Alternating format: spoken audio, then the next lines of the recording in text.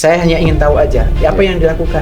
Ternyata apa? Dia bermain game di situ. Main game. Biasanya dia kalau kita ajak langsung ke masjid pasti nggak mau, nggak tertarik. Anak muda itu kan senangnya kan berkeringat ya. Iya. Kedepannya nanti akan kita buat kegiatan-kegiatan yang sifatnya berkeringat.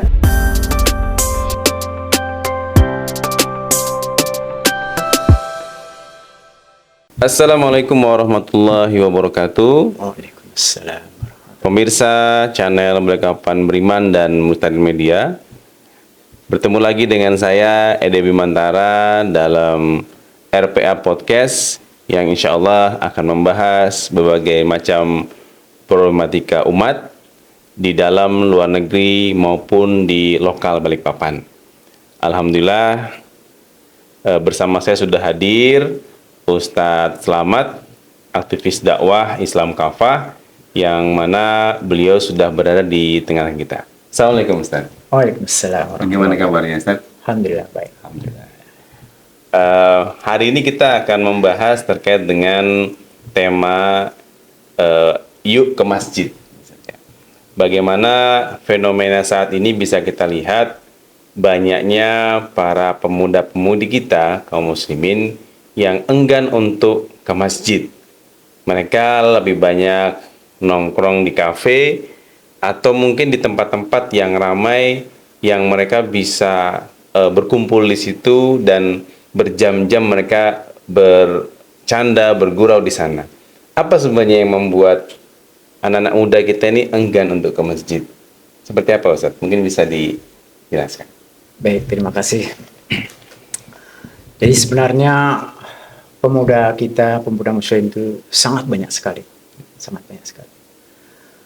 Namun sebagai orang tua saya, beberapa masjid yang pernah saya datangi ternyata juga tidak jauh beda dengan masjid di mana saya tinggal. Jamaahnya itu kalau enggak orang-orang yang udah sepuh gitu, nanti yang paling bawah itu anak-anak kecil. Anak-anak kecil ya. Nah, jadi keluarnya sama. Saya setiap ke masjid saya tanya, gimana remajanya? Iya Pak, pada hilang. Jadi SMP, SMA itu rata-rata enggak. Ya kurang lah, kalaupun enggak sama sekali ya kurang ke masjid itu. Jadi itu sebenarnya harus menjadi perhatian kita juga sebagai orang tua terutama. Harus segera berbenah bagaimana agar remaja kita itu mau ke masjid. Gitu Ustaz. Terkait bagaimana sebenarnya hal yang harus dilakukan oleh seorang pemuda terkait dia dekat dengan masjid atau aktif di masjid itu seperti apa Ustaz? Ya. Dalam artian ini, adakah kiat-kiat atau contoh-contoh yang dulu pernah dilakukan oleh para sahabat Nabi untuk mencontohkan kepada para pemuda bagaimana supaya tetap dekat dengan masjid? Ya. Saya mungkin tidak akan mengambil contoh ketika sahabat Nabi dulu bagaimana cara mengajak pemuda ke masjid itu ya. Saya ngambil contoh dari yang sekarang aja bahwa teknologi yang maju sekarang ini sungguh sangat tidak mendukung anak-anak remaja sekarang. Buktinya mereka sebenarnya untuk acara ngumpul-ngumpul itu mereka senang aja. Buktinya apa? Yeah. Ketika ada hiburan malam di dom misalnya kalau di Balikpapan, atau bahkan ketika nggak ada pun dia juga ngadain sendiri, mereka kumpul-kumpul. Dan ketika saya pernah di kampung saya sendiri itu, mereka berkumpul banyak sekali, ada 10-an kira-kira. Apa yang saya lihat di situ, tapi tentunya saya tidak mau membuat dia takut ketika saya datang. Saya hanya ingin tahu aja apa yang dilakukan. Ternyata apa? Dia bermain game di situ. Main game ya. Kompak main game semua. Dan itu adalah salah satu kendala juga kita sebagai orang tua. Dan bagaimana caranya kalau saya menghadapi seperti itu? Ya kita mesti harus tahu orang-orang terutama yang diamanahi untuk menjadi DKM masjid terutama. DKM masjid. Mesti harus segera berbenah. Mengapa anak-anak remaja itu kok tidak mau melangkahkan kakinya ke masjid? Tentunya kita harus segera mengadakan pendekatan-pendekatan. Mungkin anak-anak itu perlu hiburan seperti apa. Nah, seharusnya biasanya dia kalau kita ajak langsung ke masjid pasti nggak mau, nggak tertarik itu. Oleh sebab itu kita harus menggali apa sih kesenangan kamu. Mungkin dari situ dulu Setelah itu secara pelan-pelan baru kita ajak, ayo kita nongkrong di sana. Baru nanti ada acara di sana, saya ngajak di RT tempat saya tinggal sendiri sementara ini, saya ajak mereka. Ternyata mereka mau aja, tapi tentunya dengan bahasa yang dekat dengan dia, nggak jauh-jauh lah. Ada acara om, saya udah tua dipanggil om, gak apa-apa lah.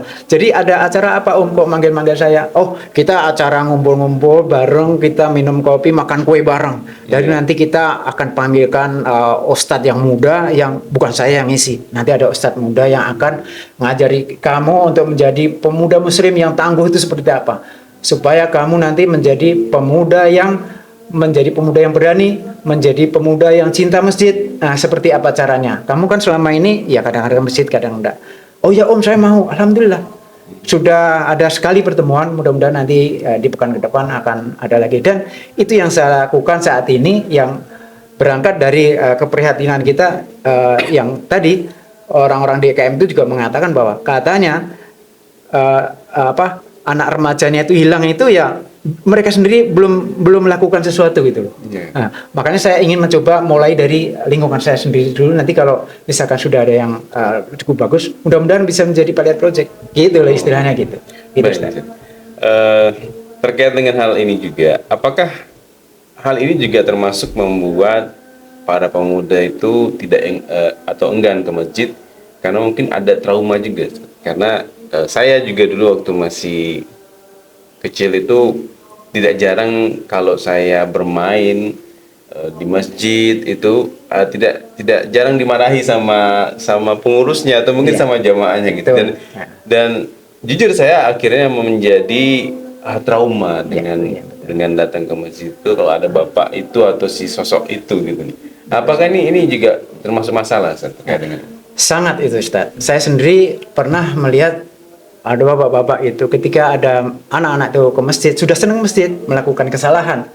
Dan itu bagi saya waktu itu adalah kewajaran. Saya kalau menghadapi anak seperti itu, saya panggil baik-baik. Saya nggak pernah mukul.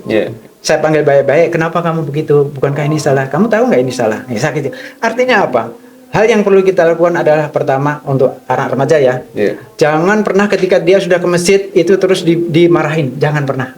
Tapi kita rangkul yang sudah ke masjid, yang belum ke masjid. Nah, dengan pengalaman yang baik dari anak itu, harapan kita dia akan mengajak teman-teman yang lain juga menjadi, oh di sana masjidnya ramah dengan kita kok, nggak marah-marah sama kita. Nah itu yang saya ajak. Itu salah satu kendala juga. Jadi banyak sekali sebenarnya anak remaja itu nggak mau ke masjid itu banyak. Antara lain juga kurang ramahnya pengurus. Terus kurang perhatiannya dia pada orang tua. Nah, orang tua kalau anak sudah memegang gadget itu kayaknya sudah oke aja gitu. Terus orang tua juga kurang kontrol kepada anak ketika dia main keluar rumah kemana pergi, nggak terlalu memperdulikan. Bahkan saya pernah melihat itu ada anak main game ketika berkerumpul itu sampai jam 11 malam. Saya pulang dari pengajian itu belum pulang juga. Ketika saya datangi apa yang dilakukan itu. Nah saat itu saya tawarkan. Alhamdulillah ketika saya ngadain pertemuan dia 3 kali itu responnya dia bagus. Tentunya saya dengan bahasa-bahasa yang tidak memojokkan dia, bahasa yang merangkul sama dia dengan bahasa dia. Dan alhamdulillah kemarin dari 10 yang saya ajak itu 7 yang mau hadir. 7 yang hadir. Ya mudah-mudahan nanti bisa lebih besar lagi.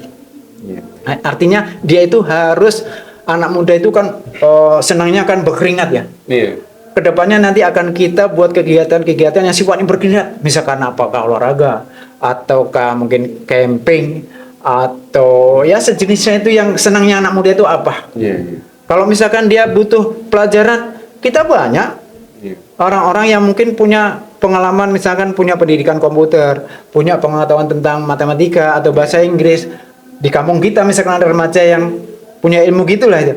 Kita tinggal mainkan dia, kita ajak untuk menjadi mensupport kita agar anak-anak ini bisa betul-betul kita arahkan yang positif. Jadi jangan hanya main game terus. Akhirnya jadi pemuda mager. Sekarang lagi tren yang namanya anak-anak mager itu, malas gerak tapi main gitu terus. Betul. Akhirnya ya beginilah anak remaja sekarang, karena dia bukan salah mereka. Kalau saya pikir itu adalah orang tua, termasuk ya kita sebagai masyarakat harus ikut memikul tanggung jawab ini. Apalagi seorang pengurus masjid itu harus bisa merangkul dengan baik. Demikianlah tadi sedikit penjelasan dari Ustaz Slamet terkait dengan masjid dan bagaimana kiat-kiat kita untuk bisa menarik kembali pemuda-pemuda kita untuk giat ke masjid. Dan harapannya hal ini juga disepakati bersama dan menjadi concern untuk seluruh pengurus DKM agar kedepannya bisa lebih ramah kepada anak-anak khususnya, karena bisa jadi generasi-generasi kita nantinya dari mereka. Dan kalau bukan mereka yang melanjutkan, siapa lagi? Demikian dari saya. Assalamualaikum warahmatullahi wabarakatuh. Waalaikumsalam.